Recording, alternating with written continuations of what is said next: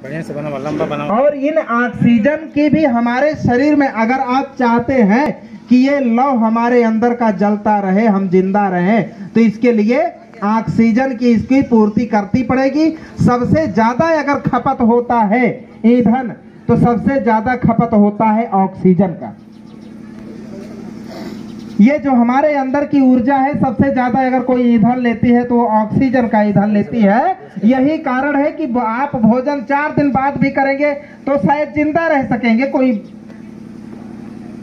जरूरी नहीं 4 दिन में आप खत्म हो जाए, 4-5 दिन तक जिंदा रह जाए। लेकिन ये जो ऑक्सीजन जो सबसे ज्यादा इसको चाहिए, सबसे ज्यादा चाहिए, ये तो पल पल लेना पड़ेगा आपको।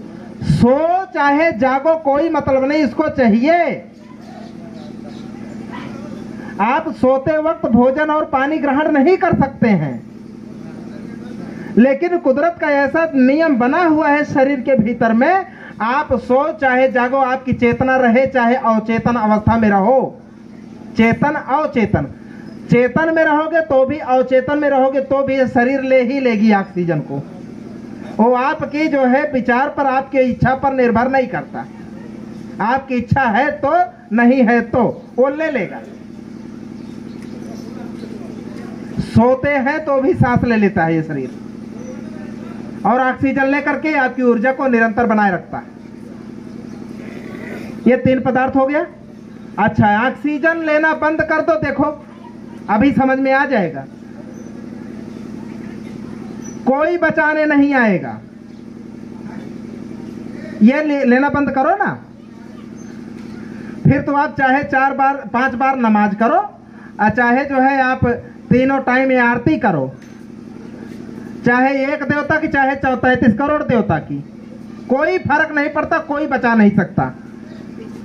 ये जिस चीज से शरीर का निर्माण हुआ है, इसकी इसको प्रतिपल जरूरत होती है, और उसको आपको देना पड़ेगा यदि आप खुद को जिंदा रखना चाहते हो तो।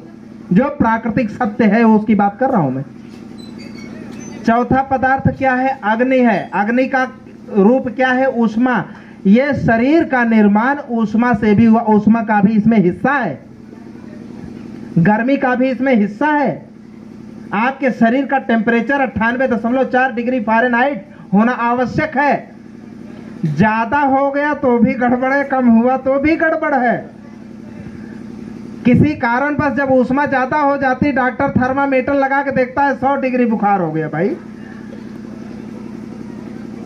तो जो नहीं जानते हैं वो घबरा उठते, अरे 100 डिग्री हो गया। 98 डिग्री फ़ारेनहाइट होना ही चाहिए। 1-2 फ़ारेनहाइट हो जाता है, वो बढ़ जाता है तो ही लगने लगता है गड़बड़ है। और जैसे ही शरीर का टेम्परेचर ज्यादा हो जाता है गर्मी के महीने में, तो ये शरीर इंडिकेट करना शुरू कर देती है कि जितनी ज्यादा संतुलन बनाए रखने के लिए जितनी ज्यादा टेम्परेचर चाहिए शरीर को, ज्यादा हो गया है। इस टेम्परेचर को घटाओ, तब ये आदमी छांव खोजता है, तो ही आदमी छांव खोजता है। जब तक टेम्परेचर हाई नहीं हुआ शरीर का, छांव की जरूरत नहीं पड़ेगी। जब शरीर का जितना होना चाहिए उससे ज्यादा हो जाता है, तब ये छांव खोजता है। क्यों छांव खोजता है? ताकि हमारे शरीर का टेम्परेचर हाई होने से रुके, इस पे रोक लगाया जाए। हाई नहीं होना चाहिए गर्मी शरीर की। और यदि इसके ऋतु जो शरद की आ जाती है, ठंडी का महीना आ जाता है, तब आपके इस पर्यावरण में ठंडी बहुत ज्यादा हो जाती है और आपके शरीर की गर्मी को भी वो खींच लेती है। और शरीर की गर्मी जब खींचती है तो आपके शरीर का जितना होना चाहिए 98 डिग्री फ़ारेनहाइट, उससे जब और ज्यादा खींच के कम कर देता है ये कुदरत। जब आपकी शरीर ठंडी होने शुरू कर देती है, यानी कि इसकी गर्मी थोड़ा सा खींच लिया कुदरत ने, तो ये शरीर कुछ ठंडी हो गई। तब ये शरीर एहसास कराती है कि जितनी गर्मी आपके लिए, शरीर को जिंदा रखने के लिए जितनी गर्मी संतुलित मात्रा में होनी चाहिए, कम हो गई है। इसको फिर से जितना चाहिए उतने पे ले आओ, तब इसके लिए आप दो उपाय करते हैं। पहला उपाय तो इस रोका जाए जो हमारे अंदर से निकल रही बाहर जा रही है, तो आप अच्छे गर्म वस्त्र पहनते हैं। गर्म वस्त्र क्यों पहना जाता है? स्वेटर कोट क्यों पहना जाता है? हमारे शरीर की गर्मी पर्यावरण में नहीं जानी चाहिए, इसके लिए पहना जाता है। हम रोकने के लिए उसको पहनते हैं। और दूसरा प्रबंध क्या किया जाता है कि रोक तो लिया, लेकिन जो कमी हुई है उसकी प्रतिपूर्ति जल्दी से करनी है। वो एहसास का नाम ही है कि ठंडी लगी हुई है। अच्छा जरा कल्पना करो, अगर ये शरीर के अंदर में इंडिकेटर ना लगा होता तो हफ्ते हफ्ते निकल जाते। शरीर में टेम्परेचर की अत्यंत कमी हो गई है और आपके आलसपना के कारण यह शरीर खत्म हो सकती है। आप इसको वाग दे करके सेंक करके जो है पूरा कर लेते हैं। तो ये क्यों कर लेते हैं? क्योंकि शरीर के अंदर इंडिकेटर लगा रहता है। अरे ठंडी लग रही है, बहुत ज्यादा बर्दाश्त नहीं हो रहा, जल्दी से तब तबारो सेंक ले हम। वो इंडिकेटर लगा है जो ये एहसास कराता है कि ठंडी बहुत ज्यादा लग चुकी है, तुमको जल्दी सेंक लो। अरे आपका जो है अगर ये एहसास ना हो पाता ना तो शरीर इतना ज्यादा ठंडी हो जाती, इतनी ठंडी हो जाती कि आपके उस जीवन के लिए जो ऊर्जा है उसको पर्याप्त ऊर्जा जब ना मिल पाती तो आप मृत्यु को प्राप्त हो जाते। ये एहसास कराता शरीर के अंदर में सब व्यवस्था लगी है और इसका इंडिकेटर जल्दी फ्यूज नहीं होता। ये चार पदार्थ हो गए क्लियर। कौन कौन सा? मिट्टी पदार्थ जिसको भोजन आदि से लेकर के आप पूरा कर लेते हैं। जल पदार्थ, ठीक है। तीसरा ऑक्सीजन वायु पदार्थ और चौथा अग्नि पदार्थ। ये चार पदार्थ से आप पूरा कर लेते हैं। जिन चार पदार्थों से आपके शरीर का निर्माण हुआ है उनकी पूर्ति आपको रोज करनी पड़ती है। और ये शरीर, ये ऊर्जा, ये जो जीवन चल रहा है आपके अंदर में, ये चार पदार्थ की रोज मांग करता है। चार पदार्थ की रोज मांग क्यों करता है? इसी चार चीज से ये शरीर बना है। ये चार पदार्थ जिससे ये शरीर बना है उसकी पूर्ति करने के लिए आपको रोज कुछ न कुछ इसको वो चारों चीज देना पड़ता है, चाहे जैसा भी करके आप इसको देते हो। गलत कह रहे हैं? देते हो ना। भोज माने ये चार पदार्थ समझा रहा हूं, अभी इससे ज्यादा सरल करके नहीं समझा पाऊंगा, समय ज्यादा होगा, हमको भी शार्ट में बताना है। जिन पदार्थों से आपके शरीर का निर्माण हुआ है उन पदार्थों की जरूरत नित रोज पड़ती है और आप उसको देते हैं।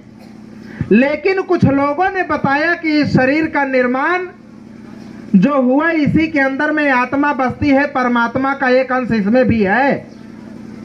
बताया गया परमात्मा का एक अंश हमारे भीतर भी है जिसको आत्मा कहते हैं। ये परमात्मा का ही अंश है। अगर ये बात सच है, ये बात सच है, तो जैसे चार पदार्थों से ये शरीर बनी है और उसको पूरा हम रोज करते हैं, तो आत्मा के लिए कभी आपको जरूरत पड़ी, इसी तरह से बेचैनी हुई परमात्मा की? कभी बेचैनी पड़ी कि अच्छा आज नहीं मिल पाएंगे परमात्मा तो मैं मर जाऊंगा, छटपटा करके तड़प के मर जाऊंगा? अरे जिन पदार्थों से शरीर का निर्माण हुआ है उन पदार्थों की कमी होगी तो शरीर तड़प उठती है। ऑक्सीजन मत लो, शरीर तड़प उठेगी। और भगवान का नाम अगर ना लो तो शरीर में तड़प नहीं उठती है।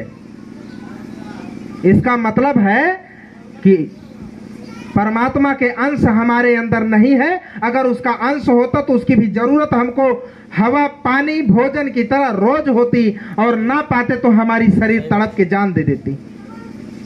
सिद्ध हो गया ना कि जिन पदार्थों से हम बने हैं उनकी जरूरत रोज हमको पड़ती है। और यही भगवान चाहे मानो, यही चाहे कुल मान लो, यही चाहे सब कुछ मान लो। अगर भगवान का ये अंश होते हम तो नित रोज उनकी जरूरत पड़ती। जो उनका पूजा पाठ ना करता सवेरे होता तक मर जाता। अरे जिन चीजों से आप बने हैं ना, भगवान तो नाराज हो जाते हैं। लेकिन जिन चीजों से आपने बने हैं उसका कभी आपने एहसान और थैंक्स नहीं बोला, धन्यवाद नहीं बोला, आभार नहीं जताया, फिर भी वो नाराज नहीं हुआ। आपने कभी एहसास नहीं किया कि सवेरे उठ करके कि हे ऑक्सीजन देवता, आपके पल पल हमको जरूरत पड़ती, आप ना होते तो मेरा क्या होता, आपको धन्यवाद कि हम आपकी वजह से जी रहे हैं। जो असल चीज है उसको आपने नहीं माना, मूर्ति के लिए आप बेचैन हैं। यही बात आपके पुरखों ने समझाया। अच्छा, ये बात जब समझा दिया जाता है तो धर्म का धंधा खतरे में आ जाता है, बड़ा गड़बड़ है। अब ये प्राकृतिक सत्य है, मैंने किसी को चोट नहीं पहुंचाया हूं। अब ये प्राकृतिक सत्य जब आप जानेंगे तो ऐसे ही धर्म संकट में आ जाएगा। अगर भगवान को नहीं मानोगे तो ये कैसे आएगा? ये समस्या है ना। ये जितने धर्म चल रहे हैं दुनिया में, सब जो है उसके पीछे अर्थ का मामला है। अगर आप मेरी बात पे यकीन नहीं करते हो तो जिस मंदिर में पुजारी बैठते हो वहां पर भक्त लोग जा करके ये कहें कि भाई जब हम आपके दरबार में आए हैं, माता जी के या भगवान जी के दरबार में आए हैं अपनी मनोकामना पूरी करने के लिए, तो हमारा संपर्क तो है ये नहीं, आप तो 24 घंटा उनके संपर्क में हैं। अरे जब हम दूर दराज के हमारी मनोकामना पूरी कर सकते हैं भगवान, तो आप अपनी मनोकामना उन्हीं से कह दो, आपकी पूरी करवा लो। हम अपनी मनोकामना पूरी करने के लिए यहाँ पर आए हैं और तुम उन्हीं के साथ हरदम हो, तुम अपनी मनोकामना हमसे पूरी करवाते हो कि दान चढ़ा दो कुछ। दान की मनोकामना हमसे पूरी करवाते हैं आप, तो आप उन्हीं के संपर्क में एक बार कह दो, एक आखिर कह दो, सब कुछ हाजिर कर देंगे। आप लोग जो है उन पर यकीन करते हैं, माता जी पर, और वो पुजारी जी यकीन करते हैं आप लोगों पर। उनको माता जी पे यकीन नहीं है, गारंटी से मान लीजिए। वो माता जी कभी नहीं मांगते हैं, आप लोग मांगते हो, वो डायरेक्ट आपसे मांगते हैं। अरे आप एक बार कहो, मैं कहता हूं दुनिया का सबसे बड़ा नास्तिक अगर कोई है तो पुजारी होता है, दुनिया का सबसे बड़ा नास्तिक। आप मंदिरों में फूल चढ़ाना शुरू कर दीजिए, धन दौलत चढ़ाना बंद कर दीजिए, देखिए दूसरे महीना वो पुजारी सोचेगा कि अब ये मूर्ति हमारे किसी काम की नहीं रह गई है, अब बेकार है यहाँ पर बैठना, अब वो छोड़ देगा उस मंदिर को। असल चीज जो है, असली धर्म वो होता है जो आपके समाज को सुखी बना दे, किसी और पर डिपेंडेंट ना बनाए। हाँ, आप कहेंगे तो फिर आप क्यों इनको पूज रहे हैं, ये भी सवाल है।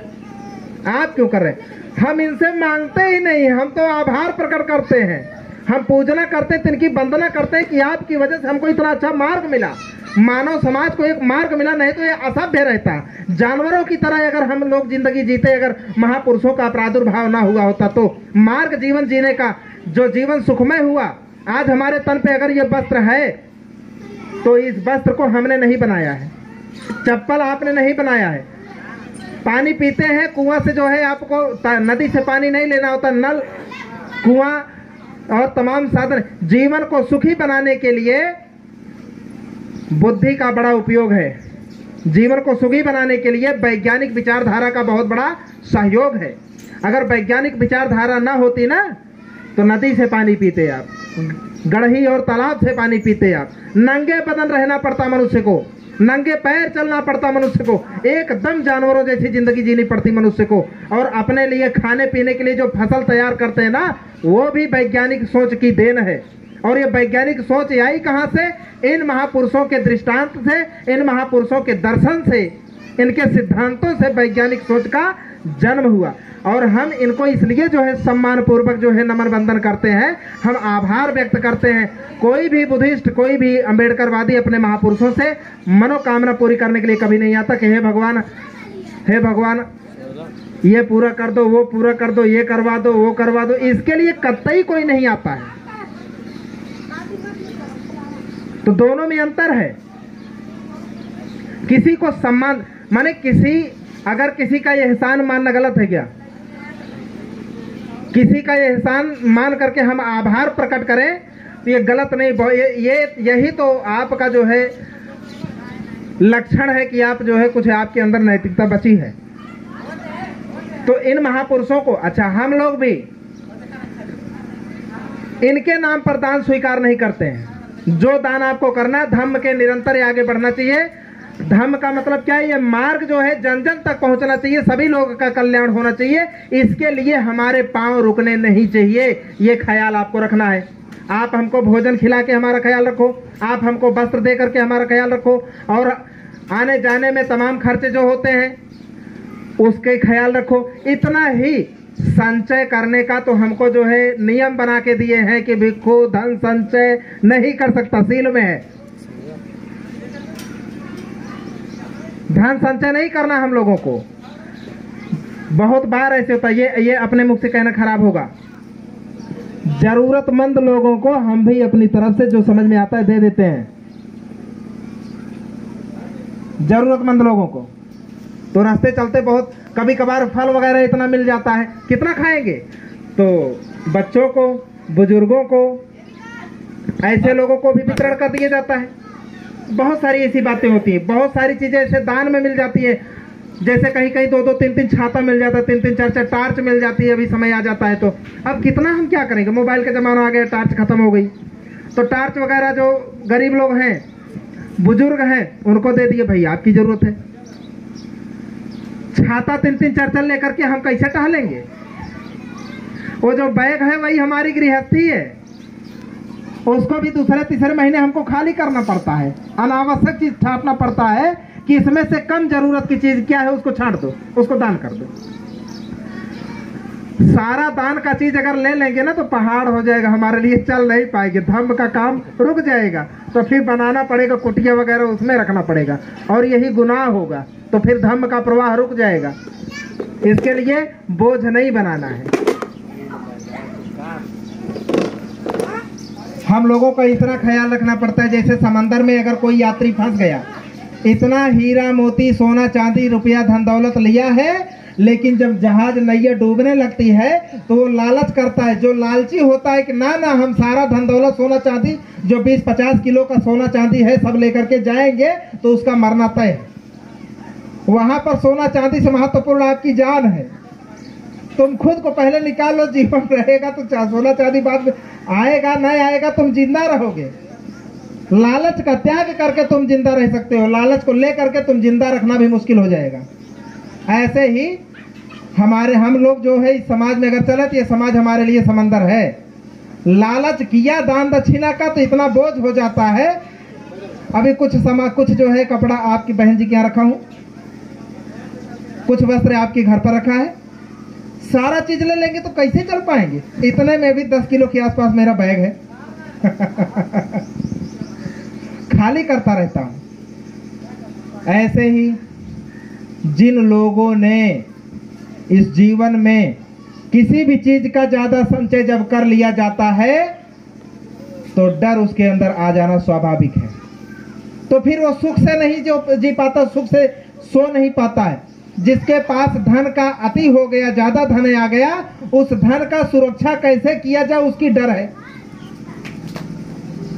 चिंता दबाए है। तो 4 पदार्थ मैं बता रहा था, मूल चीज पे आ जाता हूं मैं। 4 पदार्थों का ये जब तक संयुक्त रूप से इनका संतुलन बना हुआ है, जीवन चल रहा है। क्लियर हो गया? अभी ये जैसे मोबाइल है ना, इसमें सारे के सारे पुर्जे लगे हुए हैं। उन सारे पुर्जों को मिला के हार्डवेयर कहा जाता है। सारे पुर्जों का जब मिलाया जाता है तो उसको कहा जाता है कि ये हार्डवेयर है। अभी जो जानकार लोग हैं वो इस बात को स्वीकार कर पाएंगे कि हार्डवेयर के साथ साथ सॉफ्टवेयर का भी होना आवश्यक है, नहीं तो ये मोबाइल चलेगा ही नहीं। नेटवर्क पकड़ता है सॉफ्टवेयर की वजह से। इसमें स्क्रीन चल रही, सारी सेटिंग इसमें जो चल रही है, सारा काम कर रहा है सॉफ्टवेयर की वजह से। ये जो सारा काम कर रहा है ना, सब सॉफ्टवेयर के कमाल है, मगर सॉफ्टवेयर नाम का कोई पुर्जा ही नहीं इसमें अब देखो ना कमाल, देखो सॉफ्टवेयर नाम का एक भी पुर्जा नहीं लगा है, मगर उसी हार्डवेयर में वो सॉफ्टवेयर शामिल है। चिप देख रहे हैं ना, सारा गाना वीडियो सारा खेल तमाशा कहाँ भरा है? मोबाइल भर में नहीं भरा है, एक जगह स्टोर किया गया है, और वो है कहाँ? मेमोरी कार्ड में, चिप में। चिप नाम का पुर्जा होता है कि नहीं? चिप नाम का पुर्जा होता है ना, उसके तोड़ करके देखोगे कहाँ वीडियो है, उसको तोड़ो, कूचो, निकालो वीडियो कहाँ है। तोड़ोगे तो गाना उसमें से बजेगा? कुछ भी नहीं, गाना नाम की चीजें नहीं उसमें। लेकिन ऐसा आप इसको जानेगी जब ना, जब जानेगी सारी बातों को, तो बड़ा कमाल का इसी में चमत्कार आपको दिखेगा। अरे गजब की चीज है। जब तक नहीं जानकारी है मामूली चीज दिखती है, और जान जाओ तो चमत्कार दिखता है। तो जैसे इस मोबाइल के अंदर में सॉफ्टवेयर है, ऐसे ही हमारे शरीर के अंदर में फेफड़ा है, हड्डी है, रोम है, बाल है, रक्त है, अस्थि मज्जा है, किडनी है, हृदय है, वृक्क है, तमाम चीजों से इस शरीर का निर्माण हुआ है। इस शरीर के भी तमाम पुर्जे हैं, मस्तिष्क भी है, लेकिन मन और चेतन नाम का कोई पुर्जा ही नहीं है। इसको जान लो, मन और चेतन नाम का कोई पुर्जा ही नहीं है। और जिसका चेतन मन जो है, सॉफ्टवेयर जिसका बिगड़ जाता है, उसको आप पागल करार देते हैं। जिसका चेतन मन, जिसका सॉफ्टवेयर डिफॉल्ट हो जाता है, फॉल्ट हो जाता है, उसको आप पागल करार देते हैं। उसको पूर्ण मानव नहीं माना जा सकता है। लेकिन देखिए ना, चेतन और मन नाम का कोई पुर्जा नहीं होता है। अगर चेतन और मन नाम का कोई पुर्जा होता ना, तो उसका भी इलाज करना डॉक्टर जान जाते। डॉक्टर क्यों फेल है? हम लोग पूछते हैं डॉक्टरों से, जब चर्चा होती है तो हम लोग पूछते हैं कि आप लोग एक सर्टिफिकेट देते हैं।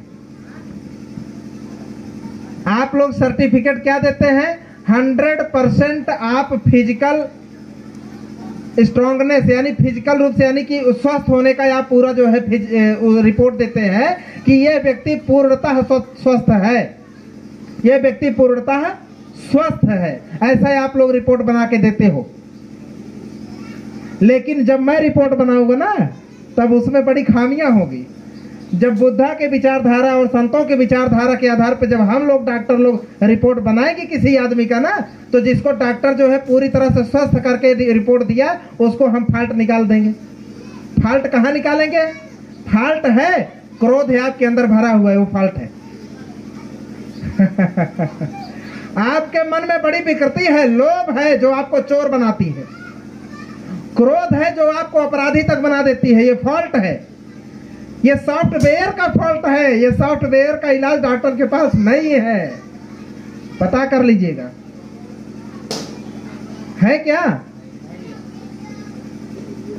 आपके पास काम वासना इतनी ज्यादा है कि न जाने कितनी बहु बच्चियां जो है असमत लुट जाती, जबरदस्ती उसको जान से मार भी दिया जाता है। क्या है? हाँ बस, ये शरीर का फॉल्ट नहीं है, ये मन का फॉल्ट है। लोभ, मोह, काम, क्रोध, ईर्ष्या, जलन, जो आपस में जलन रखते हैं, देवरानी जेठानी से, सास बहू से, बहू सास से, ननद भौजाई से, ये जो फॉल्ट है, इसको कहीं इलाज नहीं है। क्यों? ये हार्डवेयर के अंतर्गत नहीं आता है। हार्डवेयर के अंतर्गत आता, पुर्जा के अंतर्गत आता, तो पुर्जा का डॉक्टर है, वो ठीक कर देता। न दवाई से ठीक होता है, ऑपरेशन करके ठीक कर देता, गुस्सा निकाल देता है आपका। लेकिन ये सॉफ्टवेयर का फॉल्ट है। सॉफ्टवेयर का फॉल्ट निकालने के लिए महापुरुषों का जो इलाज करने का पद्धति, इनका चिकित्सा पद्धति जो विपස්සना है, साधना है, वहां से फॉल्ट निकलता है, वहां से फॉल्ट निकलता है। कुछ लोग जाप करते हैं, जाप से भी फॉल्ट नहीं निकलता है। चाहे 1001 बार आप किसी महापुरुष या किसी का भी आप जाप करो, बुद्ध का ही जाप करो 1001 बार, नहीं निकलेगा कोई फॉल्ट आपका। आपको उस रास्ते पे चलना होगा जिस रास्ते पर महापुरुषों ने चला। वो रास्ता खुद आपको दिया कि जिस रास्ते पर मैं चल करके अपने आप को मानसिक रूप से स्वस्थ कर लिया, जिस रास्ते पे चल करके मैं ज्ञान को हासिल कर लिया, मेरी भक्ति करके आप जो है उस मार्ग, उस मुकाम को नहीं पा सकते हो। मेरे ही रास्ते पे आपको भी चलना होगा। मैंने अपना कल्याण कर लिया, ये रास्ता मैं इस पे अतिक्रमण नहीं कर रहा हूं कि मेरा ही है, मैं दूसरे को नहीं चलने दूंगा। कोई गेट नहीं लगा रखा हूं, ये सबके लिए सुलभ है, सबके लिए उपलब्ध है। हर कोई व्यक्ति चाहे तो इस रास्ते पे चल करके अपना कल्याण साध सकता है।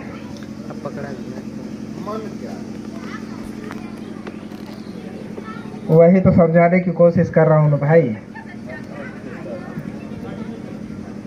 अभी ये सारी बातें, जैसे प्रश्न काल होता है, जब पूरी बात समाप्त हो जाती है तो प्रश्न काल रखा जाता है। अगर आपके पास समय रहेगा तो मुझे खुशी होगी।